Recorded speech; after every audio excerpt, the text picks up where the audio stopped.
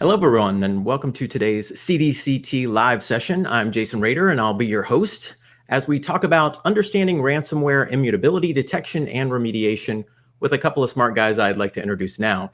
We've got with us today Mike Morgan, a lead architect, and Mike McLean, an architect specializing in data protection here with us at CDCT. Welcome, gentlemen. Thanks for having us. Great to be here. Thank you. So, it's the Mike and Mike show with Jason along for the ride today. We're glad to have you guys. And when we were talking about this in the session earlier, we said that we probably should do a little backstory from the malware perspective. So let's kind of talk about that for a little bit. So, we talked about kind of the history of this. Yeah, I think when malware kind of first, before we even called it malware, we called it viruses and those kind of things back in the day. It was a lot of the stuff that happened was kind of related to mischievousness, if you will. There were developers, people were, had a lot of skill and started trying to, I kind of equate it to people throwing cherry bombs in toilets at school kind of thing. They were just doing some stuff to kind of see what kind of havoc they could wreak and those kinds of things. But then it got to the point where, in the history of things, then it got to the point to where people were either doing this, what we call hacktivism, where they were trying to kind of make some points with some stuff. And then once things get kind of aligned with organized crime, where people really understand how to monetize things, that's when we get into what we would literally consider, I think, the malware and the ransomware that we're kind of confronted with today. What do you guys think about that? Anything that you want to bring up historically related to what we're talking about? Well, I can think, how it's almost really nothing new. I mean, it's a let's see, it's about a 30-year type story, of where we saw some of the first ransomwares come out of 1989 with some of the Trojans that did that, and then, but it's definitely seen an uptick. And I would say it's a on a hockey stick type of scale, in the past, 10 years for sure, of the amount of ransomware and different, all sorts of different attacks of how it works. But we've definitely seen that over time, that exponential growth in how it works and what they're doing, the different devices that are being attacked and so forth. Yeah, I think that, kind of like how bank robberies have kind of gone down in recent years, just on the ability that, first of all, to successfully do one is probably significantly diminished with the current capabilities that law enforcement has these days. The capabilities that people have at their disposal to, have these, write the code that's required to do this is relatively ubiquitous. I mean, everybody's got some capabilities at their disposal to do this. And to make matters even worse, there's a whole ecosystem on the darknet where you can literally, you don't even have to code it. You can just lease the content, and then actually you can even then have another group of a campaign actually go out there and infect the hosts for you. So it's literally this commoditized industry these days. Yeah, I would say that, back in the day, you'd always have the professional hackers, and then what we call the script kiddies. And with having some of this code out there, anybody can go play and do some major damage. And then for those who are organized, whether hiding behind a state type of hacking scenario, as we've seen in Ukraine, that has happened with Petya and NotPetya and some of those others, major damage throughout the world and impacted different businesses. So I think we've definitely seen that, as well as as you mentioned, some of the how, where there's just siphoning a little bit, pennies out of transactions, or complete lockdown. Mr. McLean, anything to add there? No, I mean, I think you're absolutely right. Yeah, it's definitely grown. And I think the scale of it's grown even more because of how valuable a client's data is. As we kind of moving forward to this, it's just more impactful. And then, obviously the idea is to get paid off on it. But certainly, yeah, it's definitely the hockey stick method that you talked about from the rise of it certainly continues. Yeah, I think, Mike, you brought up a perfect point, is that why do people rob banks? Because that's where the money is. Why do people break into organizations with malware? Because that's where the data is, and data is the new property that is going to get them the most bang for their buck. Either keep taking it from somebody, keeping them from using it, or literally taking it and using it themselves in an intellectual property perspective. Yeah, how great is it that it could be accomplished while wearing your fuzzy slippers? Yeah, Yeah, I Scary. shudder to think about it. Yeah. And, I've had folks, there are iterations too. I mean, it's a constant thing. This isn't a bunch of college kids or high school kids in the robotics club that are doing this in their spare time. I mean, this is with the malware analysts that I've worked with in my past, this is like very tight code that's written. It's, a lot of this stuff, the source code will get exposed in some form or fashion or released to the public by the developers. But you'll see these very organized groups, and it's all new source code, leveraging the latest techniques and hiding and obfuscating the code and those types of things, and getting their command and control from different sources. That's really, really hard to block. I mean, this is not some helter-skelter kind of approach. This is a very programmatic approach with professional developers that may be working for legitimate organizations by day and then doing this in their spare time at night. Yeah, for sure. And I think the challenge is what do we do? Where do we go from here? And I think part of that is the knowledge of those things that are vulnerable. You go with what you know on that, and I think sometimes that gets overlooked. And it's not something that is handled once it rolls downhill. I think there's a full stack type of view throughout the whole infrastructure that should take on this.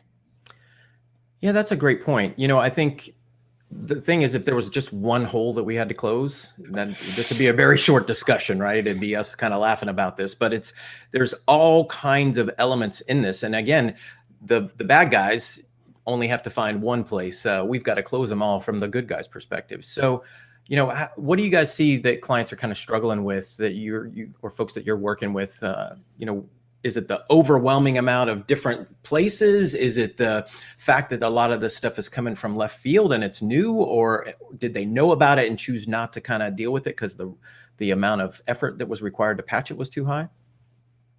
Well, I think the biggest thing, obviously, with this ransomware is it's hitting the news a lot. You're seeing a lot of, whether it's government entities or other businesses, high profile, getting hit by this. And so the leadership in those companies are seeing it and they're like, hey, how exposed are we? And so a lot of the IT staff is having to dig down in there and understanding where possible their vulnerabilities are, from a network, and then also on backups, how secure are those? Because, that's one of the things we really have been seeing nowadays is that the backup infrastructure is being attacked. Once they get in, kind of live there for a little while, but then they're going after the backup architecture first before unleashing the ransomware. Because if the backups are good, then customer may be inconvenienced, but they can restore the data and recover. But if they're able to attack and compromise the backup environment, delete those backups, and then unleash their ransomware, then they've definitely gained the upper hand there. Yeah, and bring up a great point. Go ahead, Mike. And I actually think always in this that no matter how good technology works, the weakness seems to be always on the human side. Is having whether it's the email filtering or things like that. All you need is that one link that somebody clicks on from the inside of all those crazy networks to let this kind of let this spread and fester.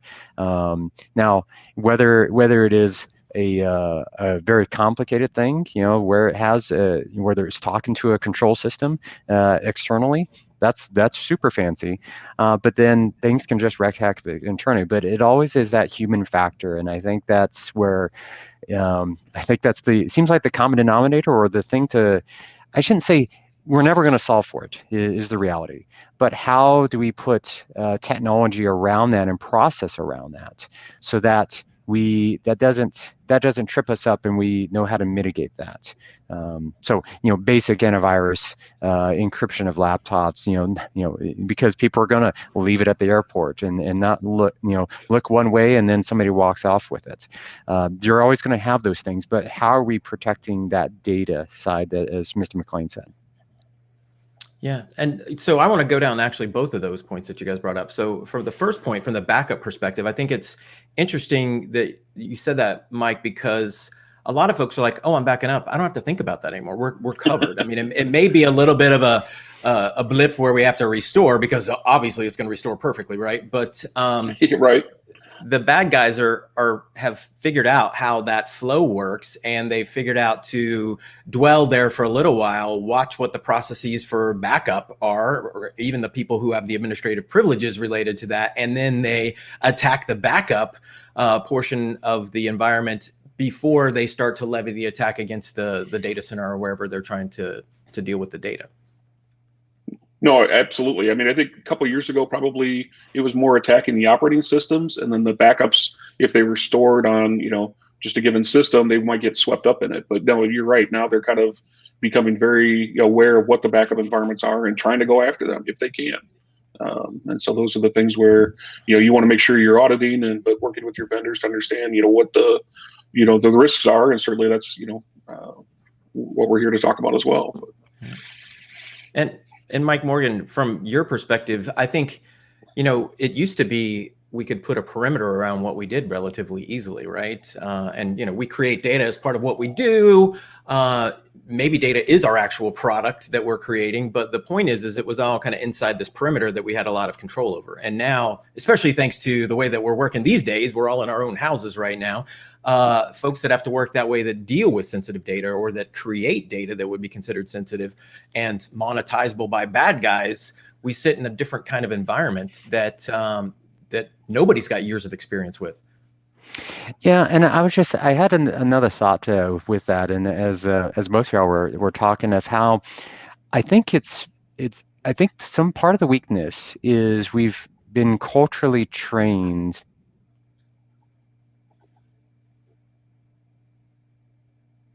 I think we lost audio. Uh-oh. So while we're waiting for Mike to come back, there was a term that I wanted to get defined that maybe we skipped over a little bit, Mike. Sure. When we say immutability, what are we talking about there? No, great question. I mean, if you really want to get to the most, true definition of it, is data that once written can really not be changed unless it's going to be destructed, physically. You'll hear backup vendors out there throw around the word immutability, and a lot of times, they're true from the standpoint that it's the architecture they've built it on from a Windows server, or just a server, but the way that the ransomware can spread about an environment, they're pretty much protected from it. But the one thing they're not protected from is the rogue admin, or if the attacker is able to compromise admin credentials, whether it's local or Active Directory type credentials. So, when we get into immutability from a backup environment, you want to make sure not only that, if you're using a backup appliance or server to do it, but also where your data is stored. So a lot of times we work with customers on, with worm tape. As much as tape has certainly gone away and we've seen a decrease in that, it is still something that is definitely separated. It's worm, you can write to it and it won't be overwritten. So there's some protection there, but that definitely from an immutability standpoint, that's what we're seeing. Yeah, and the term air gap comes up quite a bit as well. And I think just like immutability, people say that and they mean different things when they say it, almost to the point to where it doesn't really mean what it originally meant. Yeah. There's a Princess Bride, context in there somewhere, right? I don't think you know what that really means. And, you keep using that word, yeah. And that is definitely one that gets thrown around a lot. Both those terms, and I've seen it where some of the vendors don't focus. Or almost, we'll say pass the buck. That is, it has to depend at the storage level. That's where the immutability is, instead of having to be software defined. And I think as Mr. McLean was mentioning, that what we need to make sure that we have is a secure platform, so that everything can crumble away, but this data protection platform is secure. We know it's going to be there, and however we define those types of things, where it's immutability, where there is a hardened OS or so forth, or how that process works. And I think that the next steps beyond that is beyond securing the platform, is knowing where to start. From a detection standpoint, and then the next even trickier thing is I would say from a remediation standpoint. And honestly, in our kind of line of work in data protection, the detection side seems like it's you would say fairly easy per se, because with what we see with ransomware in encrypted files, two things happen. Change rate, goes to 100%, for that volume, for that system, and dedupe rate goes to 0, because those are encrypted files and they do not have any commonality with anything else. So you could say, well, that's easy. We can detect those kinds of things. Well, okay, try a 100 terabyte NAS with 2 billion files. Where do you start? I don't want to have to comb through and figure out where that's at. I don't want to have to go into my data protection software and look at each job and see what is the change rate, what is the dedupe rate. I like for some kind of intelligence to be there to identify things as showing some of those change, maybe showing some historicals. Is this a normal thing that we have this kind of change injected? And then based on the content of the files, does that look suspicious?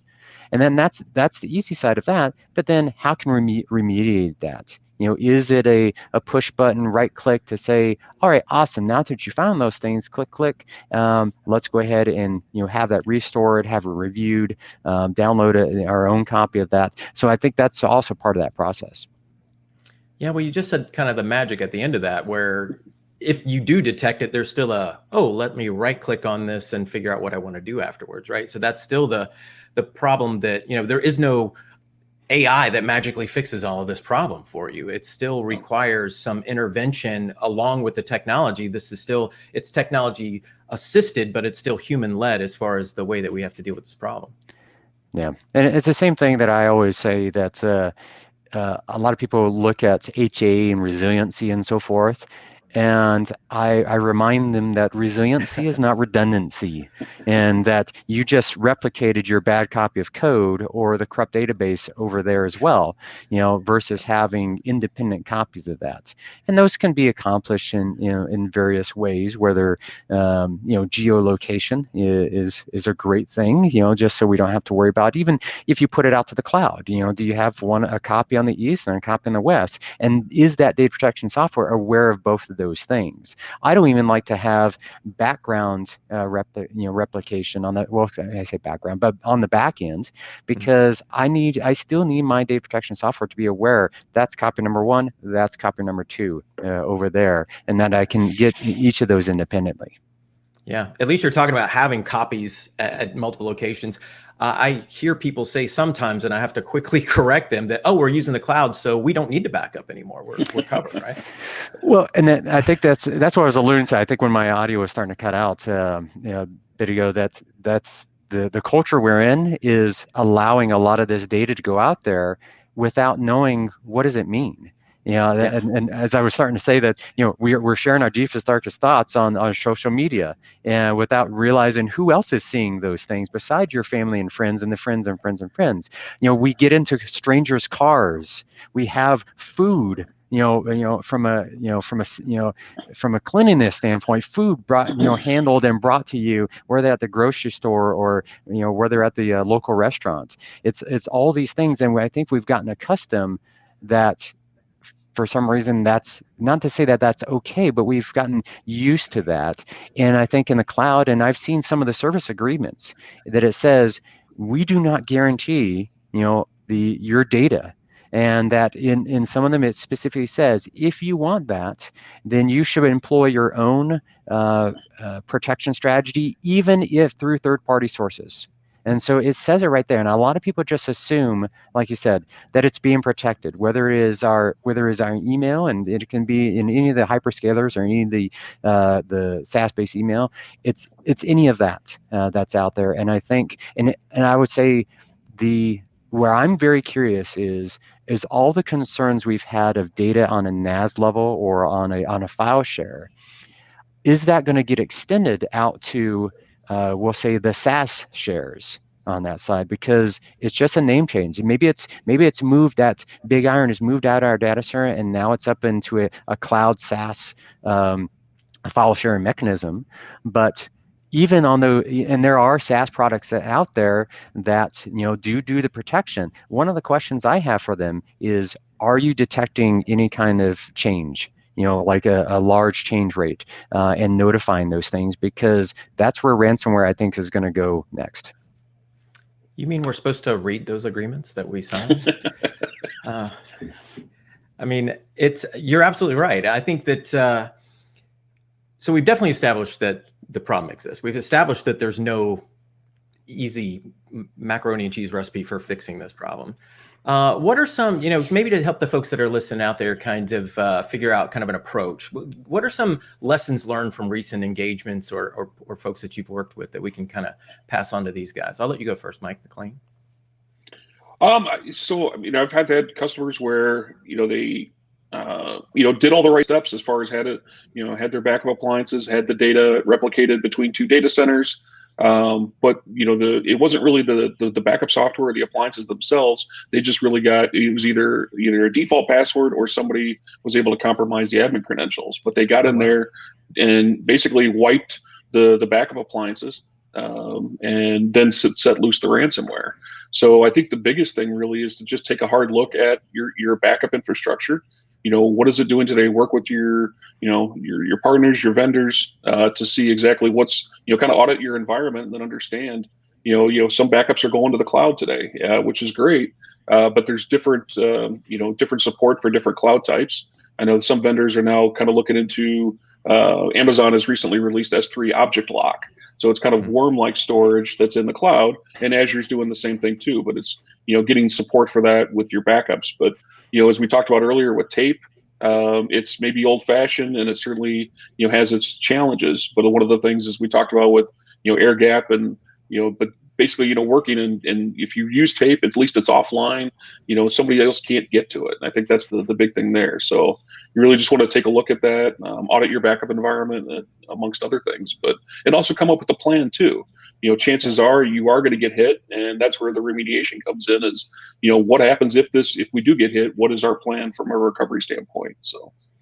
Yeah, you bring up a great point from the admin credential stuff. I think that, the storage folks or the infrastructure folks and the folks that deal with the user account management and those kinds of things aren't typically the same folks, right? So having an administrative account that either has multi-factor or those types of things associated with it makes it more difficult from a storage admin perspective potentially, and maybe they shut that down for ease of use or usability perspective. But that's, like you just said, is a bad idea.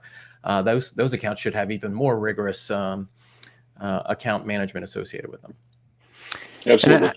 And I would add too that a lot of this comes down to again that human factor and a process that's in place on this, that we are considering these things, and even from that admin perspective, I would say the two-factor is one thing, but for me, what I always like to do, and we can think about how great network-based authentication is, whether it's back into the NIST days, in the 90s, of how awesome that was, but I would say for one of the simplest things I've seen is for that backup server that has its own local credentials. No other, whatever you use from even an admin password perspective doesn't exist on that particular box.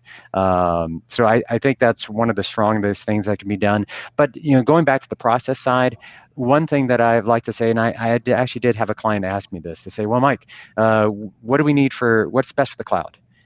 Just tell us what vendor we need for that, or what vendor is best for ransomware, and from a data protection standpoint. And I thought about this, and I've heard this phrase elsewhere, and it basically goes that, and I'll modify it for this context, that if you're depending on your backup system to solve your ransomware problems, you done screwed up a long time ago, because it is all the way through that stack. It is where we'll say that human side, it is your antivirus, it is in the firewall level, all those things need to be in place. And that is a process that it needs to be there, but also a process that needs to be timely reviewed.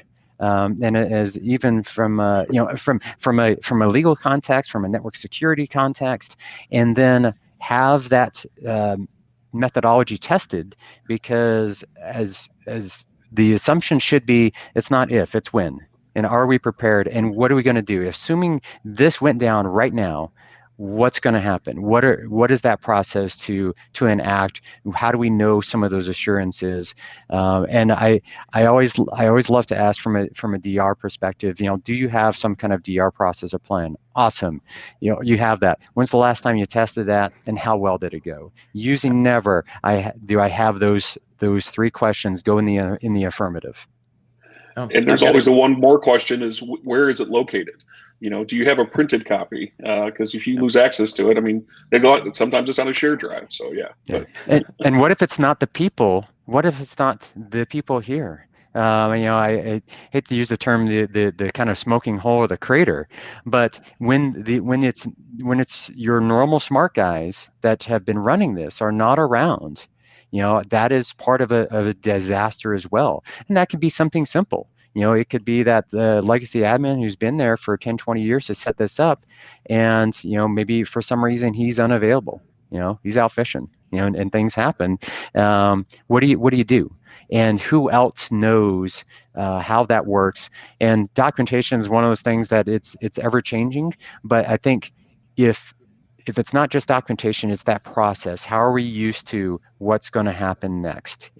And then what? As well as triage teams to be assigned to help go through this process.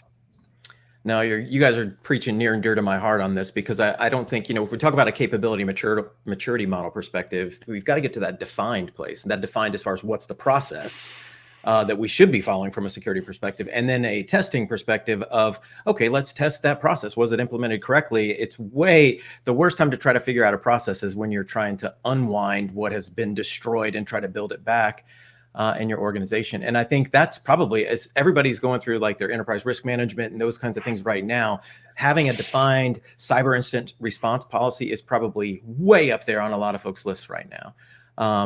Because, and, kind of back to the root of this whole problem is people are paying the ransom for ransomware, which means the bad guys are going to continue to do it. Spam still happens. And we're like, how does spam still happen? Well, there's a 0.000 something % of it that works. And since it's so free to do, people are going to continue to do it. And it's the same from this ransomware perspective. I don't have to get everybody. I have to get somebody to pay. And, those campaigns that, like I said, people can lease, or they're less than $1,000. So if they get more than $1,000 out of it and they didn't have to put a huge amount of effort into it, they're making money. And this is not going to go away. And the other thing, I think, the mitigation of all of this stuff, I mean, it's not rocket science either. I mean, the latest healthcare attacks that went through with the Ryuk malware that just went down, or the ransomware that just went down, dealt with the fact that it was an older patch that needed to be applied, but they had to restart all the machines for it to actually work. And they know that certain industries can't restart the machines except in certain cycles of the environment. So they knew that they had a certain window, especially with places like healthcare and manufacturing. They can't do these kind of restarts of all the machines. And that's where a lot of that stuff ran rampant. So it's not necessarily, again, it's not, rocket science. It's more the nuts and bolts and the breaks in the process and the implementation of that process that we know and is defined, but their weaknesses, potentially people and the prioritization of that stuff. Yeah, but I would say with any kind of exercise of those things, think about how that word is. Even if I was recently with a client who was going through an exercise, over the weekend to test out some things, and it wasn't working well for them. And they're like, "Oh, we have to get this working. we have to report up to the business levels." And I straight up told them, it's like, don't worry about it. Call it a failure, because that's the learning experience. It's okay to fail on an exercise. It's just like with physical exercise. The reason we do it often is to become stronger and to admit, some of these things. And yes, you busted your SLA. It's gone. Move past that. What are we going to do to correct that? And there's another phrase I like to think about that, people think, well, when do we get started on this? And I say, hey, there ain't no time like the present. Or another way to say it is, is it going to be one day or day one? Yeah, I'm with you. I think that that's one of the big things. As the business leaders, I think, don't have a problem with you reporting that there were failures. or gaps in the exercise. I think it's one of those things that from an engineer perspective or a technical perspective, we don't like to admit that we hadn't thought of that, or the thing that we did implement wasn't as effective as we thought. But that's a cultural shift that I think needs to happen, is that partnership with the business. Okay, we have this amount of tech, and it's not always tech, it's process, it's people that are involved. And again, we've got to continue to run those exercises, figure out where the gaps are, and continue to optimize. But again, from a capability maturity model perspective, we can't get there until we define. You can't skip the definition phase. You've got to go to define before you can get to manage, before you can get to optimizing. And that's part of that exercise that has to run. How do you know how to run an exercise if you didn't know what the plan was to begin with? Right. No, exactly. And compliance, as we've seen, more regulatory things have come up. Whether it is PCI, whether it's SOX, whether it's NERC-CIP, or any other list of compliance type things on that. I think it's really when there is a financial impact to it, people start paying attention to it as well. But I think we've also seen the rise on also from a governance perspective, that realizing that we have one structure that comes up, and the governance structure that is, sits on top of that to make sure we're all on the same page. And I think this type of conversation works really well. I mean, this of being in technology from that ransomware, because we are involving so many teams on this to make sure this is an effective. That anything can be efficient. I always like the whole Peter Drucker, phrase. That's efficiency is doing the first thing right. Effectiveness is doing the right thing first. And so how are we defining some of these things so that we can be doing the right thing first? Well, it is not just the backup admin. It is these other teams, and we are all coming together knowing what are the typical weak points, and then how are we best trying to solve those. Now, I think that we always kind of arrive at that place at all the smart guy talks that we do as far as these CDCT live sessions always kind of end up as, it's not one person or one department's responsibility. This doesn't work unless it's the whole organization, all the way down to that people level. Like you said earlier, Mike, is that, the people are, if they click the links, we've got to educate them and do that appropriately as well. And there was one more nugget that I think I wanted to highlight that you said, Mike Morgan, is that you don't buy a ransomware solution. You have an overall solution for protecting all of your data. It's not, oh, we got to buy the latest ransomware thing. It's an overall solution. The worst way to protect yourself from ransomware is to buy a ransomware solution. It's an all over approach, from the governance model, the processes that are defined, from the way that you test those, the way that you optimize them, the way that you educate and include everybody. Right. And I think any specific thing is going to be great maybe on day one, but how well does it work on day 90 or 180 or 360? How well does it evolve with the times? What is their key focus on strategy on things? That roadmap. Is it going to be? Are they not just forward thinking, but are they really ahead of the curve to see where the trends are going, and to try to meet those things? Fantastic. Well, gents, I think it's been a pretty full discussion. I hope the folks out there that are listening got a gold nugget out of this. I know I had fun talking about the history of it. And again, this particular situation isn't going away. But I think the thing that we always kind of drive back to is that it's not, the solution has got to include a lot of focus around the organization and understanding what you're trying to protect, back to that data-focused approach, and understanding your liabilities, what the cloud brings, what the data that you're dealing with and where it sits and how it's used and how it's protected. All of that's going to roll back to that whole data protection, availability, confidentiality, integrity aspect. Guys, it's been a good time. I wanted to work something in about a mic drop, but I don't know how I'm going to do that. But at any rate, you guys are awesome. I appreciate it. And if you out there would like to us to hit a certain topic, feel free to comment on this video. And if you'd like to know more about what we do here at CDCT, please visit us at insightcdct.com. Thanks and have a great day. Thanks, guys. Thank you.